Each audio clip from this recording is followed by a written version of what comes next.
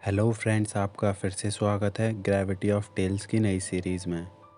हम आपके लिए लेकर आए हैं दुनिया के 7 अजूबों में से एक अजूबे की कहानी, जिसे देश विदेश से देखने सैलानी रोज़ हज़ारों की तादाद में यहाँ आते हैं। इसकी खूबसूरती की चर्चा न सिर्फ इंडिया में की जाती है बल्कि पूरी दुनिया में की जाती है। वैसे तो दोस्तों, आप ताजमहल के बारे में जानते ही हैं कि इसे किसने बनवाया था। दोस्तों, ताजमहल आज सिर्फ एक प्यार की निशानी ही नहीं बल्कि ये दुनिया भर में एक आकर्षण का केंद्र बन चुका है। इसकी खूबसूरती देखकर सभी सोच में पड़ जाते हैं। शायद इसी बात को देखकर इसे दुनिया के 7 अजूबों की श्रेणी में रखा गया है। पर हम आपको इसके कुछ फैक्ट्स बताने जा रहे हैं जिसे सुनकर आप ज़रूर चौंक जाएंगे। नंबर 1, ताजमहल के निर्माण की घोषणा 1631 में की गई, पर इसका निर्माण 1632 में उस्ताद लाहौरी की देखरेख में हुआ, जिसका निर्माण काल 1652 तक चला, जिसमें 20,000 मज़दूरों ने दिन रात मेहनत की।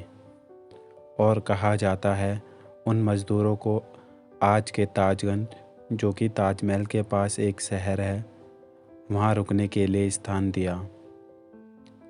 नंबर 2, ताजमहल की 4 मीनार सीधी खड़ी ना होकर बाहर की तरफ झुकी हुई हैं, ताकि कोई भी प्राकृतिक आपदा या भूकंप जैसी आपदा आए तो मीनार गिरने से इसके मुख्य मकबरे के गुंबद को कोई भी नुकसान ना पहुँचे और मीनार बाहर की तरफ गिर जाएं। नंबर 3, दोस्तों, क्या आप जानते हैं भारत की सबसे ऊंची मीनार कुतुब मीनार है? और आप जानकर चौंक जाएंगे कि ताजमहल कुतुब मीनार से भी ऊंचा है। ताजमहल की ऊंचाई 73 मीटर है, जबकि कुतुब मीनार की ऊंचाई 72.5 मीटर है। नंबर 4, क्या आप जानते हैं कि ताजमहल का मुख्य दरवाज़ा सामने की वजह उसके पीछे से है? जी हाँ दोस्तों, शाहजहाँ ने जब ताजमहल बनवाया था तब इसका मुख्य दरवाज़ा यमुना नदी की तरफ से हुआ करता। शाहजहाँ जब भी यहाँ आते तो वो हमेशा नदी के रास्ते से नाव में अपने शाही परिवार के साथ बैठकर यहाँ पर आया करते, जहाँ पहले काफ़ी बड़ा चबूतरा हुआ करता। आज हम ताजमहल को उस तरह नहीं देख पाते जिस तरह हिंदुस्तान का बादशाह दिखाना चाहता था, बल्कि इसके पीछे के दरवाजे से हम प्रवेश करते हैं। नंबर 5, दुनिया की जितनी भी इमारतें मौजूद हैं उनमें से सबसे उम्दा कैलीग्राफी ताज के मुख्य दरवाजे पर की गई है। कैलीग्राफी में दरवाजे पर लिखा गया है, हे आत्मा, तू ईश्वर के पास विश्राम कर, तू ईश्वर के पास शांति से रह और ईश्वर की परम शांति तुझ पर बरसे। इस कैलीग्राफी को डिज़ाइन करने वाले का नाम अब्दुल हक था, जिसे तुलुट लिपि में लिखा गया। अब्दुल हक को विशेष रूप से ईरान से बुलवाया गया। अब्दुल हक की उम्दा कला को देखते हुए शाहजहाँ द्वारा उनको अमानत खां का नाम दिया गया। नंबर 6, ताजमहल एक ऐसी इमारत है जिसमें कई तरह के बेशकीमती रत्न और पत्थर लगाए गए। इसमें सफ़ेद संगमरमर राजस्थान के मकराना शहर से, जेड और क्रिस्टल चाइना से, लैपिज लैजुली अफ़गानिस्तान और तुर्कोइस तिब्बत से, जैस्पर पंजाब से और सफ़ायर श्रीलंका से, कार्लिनियन अरब से मंगवाया गया। और ऐसे ही कुल 28 बेशकीमती रत्नों को सफ़ेद संगमरमर में लगाया गया। और इन सब रत्नों और चीज़ों को विदेश से आगरा लाने के लिए 1000 से ज़्यादा हाथियों का प्रयोग में लाया गया। नंबर 7, ताजमहल को बनाने से पहले इसकी नींव में बहुत से कुएं खोदे गए, जिसमें आबनूस और महोगनी की लकड़ियां भरी गईं। कहा जाता है इस लकड़ी में एक खास बात होती है, लकड़ी को जितनी नमी मिलेगी ये लकड़ी उतनी ही मजबूत होती जाएगी, और इसको नमी यमुना नदी से मिलती है, जिससे ताज की नींव मजबूत रहती है। पर यमुना नदी का स्तर साल दर साल कम होता जा रहा है, जिसकी वजह से इन लकड़ियों में नमी की कमी हो गई है, जिसके कारण साल 2010 में ताज में दरारें देखी गईं। नंबर 8, जब 1653 में ताजमहल बनकर तैयार हुआ तो इसकी कुल कीमत करोड़ों में आंकी गई, जो कि आज के हिसाब से 57 अरब 60 करोड़ का खर्चा होता है। कहा जाता है ताज दुनिया की वो इमारत है जिसको बनाने में एक बादशाह तक कंगाल हो गया, पर आखिर में ये इमारत बनकर तैयार हुई और प्यार की बेजोड़ निशानी बनी। नंबर 9, ताज को बनाने के लिए दूर दूर से लोगों को बुलाया गया। संगमरमर पर नक्काशी की तकनीक को सीखने और उसको बनाने के लिए इटली से, संगमरमर को तराशने के लिए उज़्बेकिस्तान के बुखारा से, संगमरमर पर कैलीग्राफी के लिए इटली से और बाकी पत्थरों को तराशने के लिए बलूचिस्तान से कारीगर बुलाए गए। ये वो कारीगर थे जिन्हें अपने काम में महारत हासिल थी। नंबर 10, ताज को किसने डिज़ाइन किया ये तो पता नहीं, पर कुल 37 लोगों की टीम ने मिलकर ताज के मॉडल को बनाकर तैयार किया। ताज को बनाने के लिए मुग़ल वंश के शासकों के मकबरों से प्रेरित होकर बनाया गया। हुमायूं के मकबरे से गुंबद और चबूतरे पर बनाने की कला को लिया गया। अकबर के मकबरे से मुख्य मकबरे के चारों दरवाज़ों को लिया और जहांगीर के मकबरे से मीनारों को लेकर एक शानदार मॉडल तैयार किया गया, जिसके बाद भारतीय कला के साथ मुग़ल और इस्लामिक वास्तुकला को जोड़ा गया, जिसके बाद ताजमहल जैसी भव्य इमारत बनकर तैयार हुई। नंबर 11, मुग़लों में शाहजहाँ का दौर मुग़ल साम्राज्य के लिए सुनहरे दौर माना जाता है। शाहजहाँ के शासनकाल में ना कोई लड़ाई ना कोई युद्ध हुआ करते, मानो मुग़ल साम्राज्य में बसंत ऋतु आ गई हो। साम्राज्य और भी ज़्यादा फैलने लगा। बादशाह को नई नई इमारतें बनाने का शौक़ था। उसने भारतीय कला को मुग़ल कला से जोड़कर प्यार की शानदार निशानी बनाई। नंबर 12, मुमताज़ महल शाहजहाँ की तीसरी बेगम थी।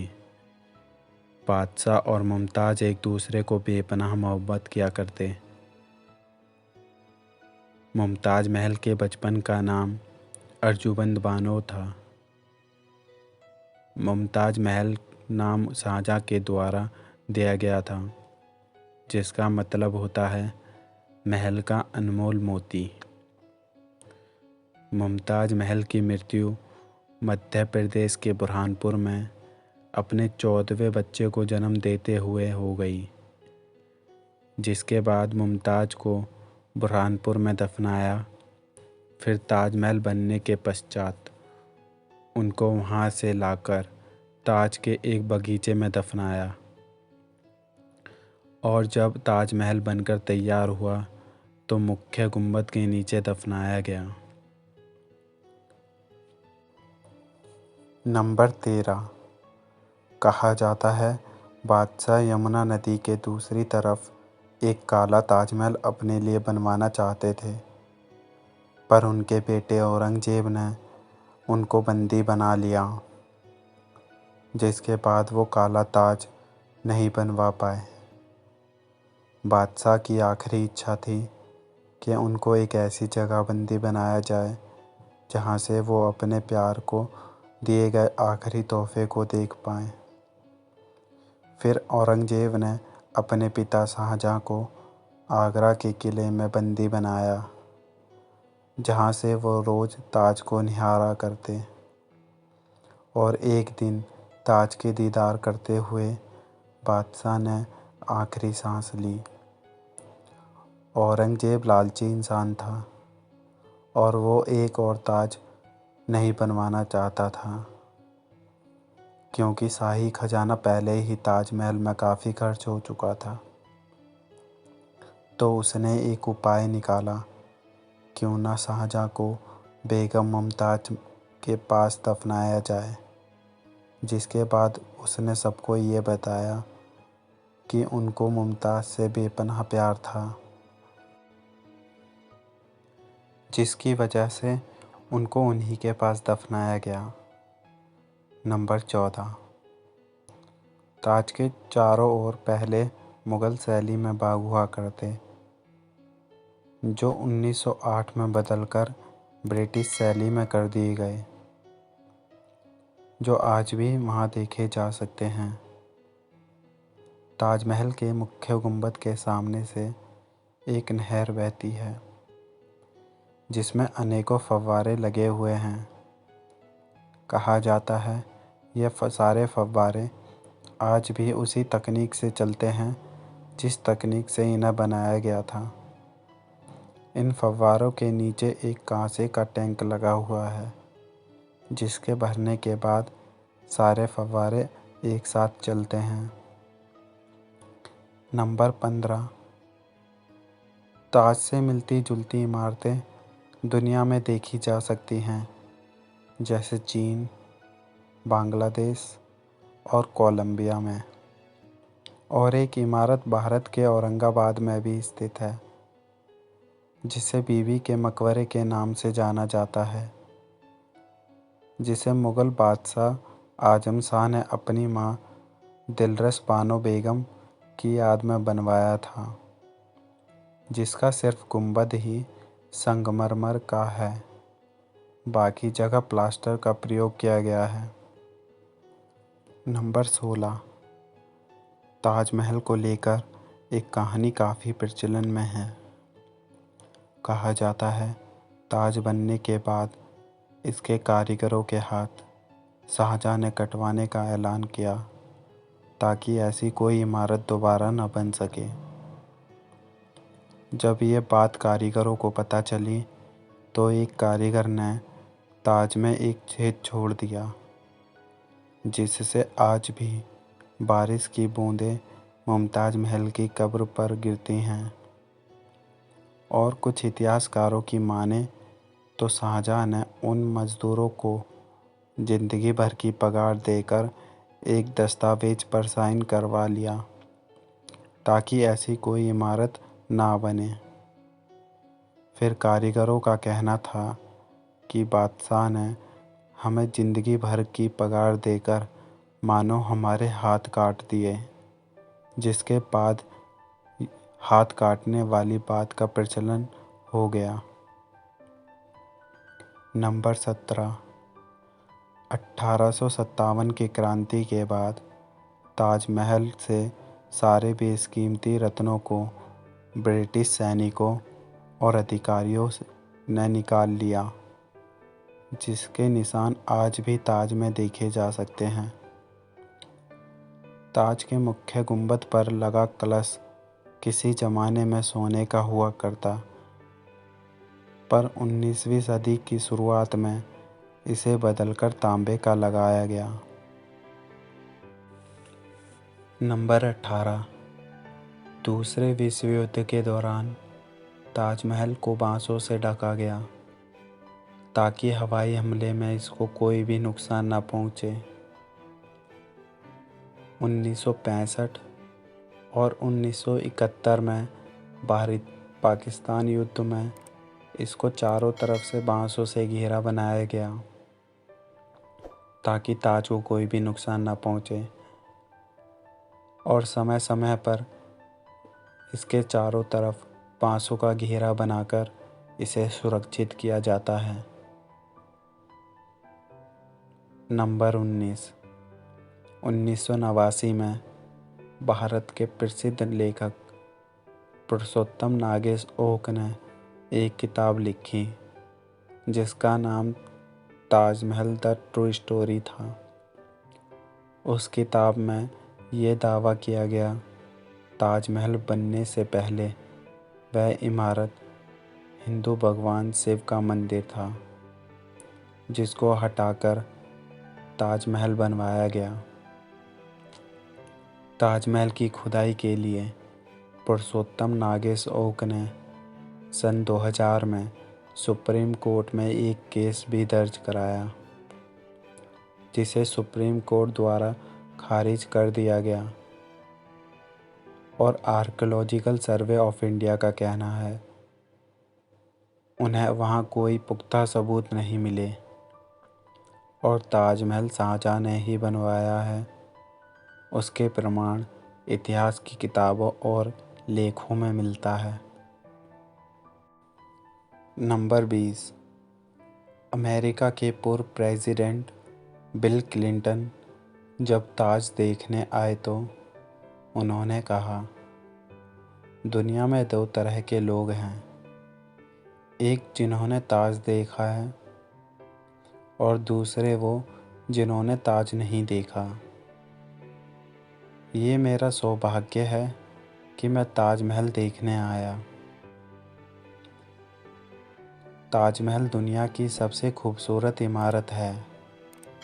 इसके नींव में एक बादशाह ने अपने दिल को रखा है। दोस्तों, आज ना कोई बादशाह है ना उसकी सल्तनत, बस कुछ बचा है तो वो है प्यार की निशानी। ताजमहल हमेशा शाहजहाँ की बेपनाह मोहब्बत का गवाह रहेगा। दोस्तों, अगर आपको हमारे बताए गए इन सभी फैक्ट से जानकारी मिली हो तो इस वीडियो को आगे ज़रूर शेयर करें और ऐसे इन्फॉर्मेटिव वीडियोस के लिए हमारे चैनल ग्रेविटी ऑफ टेल्स को सब्सक्राइब करें।